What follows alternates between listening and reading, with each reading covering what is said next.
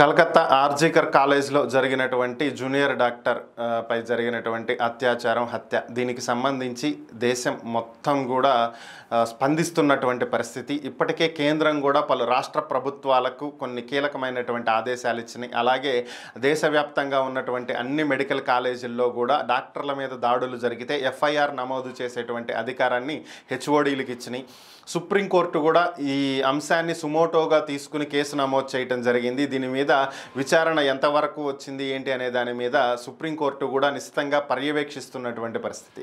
So ఈ నేపథ్యంలోనే ఢిల్లీలో జరిగినటువంటి ఒక రన్నింగ్ బస్సులో సిటీ బస్సులో జరిగినటువంటి ఘటన దేశం మొత్తాన్ని ఒక్కసారి ఉలిక్కి పడేలా చేయటం, నిర్భయ పేరుతోటి దేశవ్యాప్తంగా జరిగినటువంటి నిరసనలు ఫలితంగా వచ్చినటువంటి చట్టం. సో ఇది అందరికీ తెలిసినటువంటిదే. సో ఆమె తల్లి ఆ అత్యాచార ఘటనలో ప్రాణాలు కోల్పోయినటువంటి ఆ విద్యార్థిని తల్లి ఈరోజు స్పందించడం జరిగింది.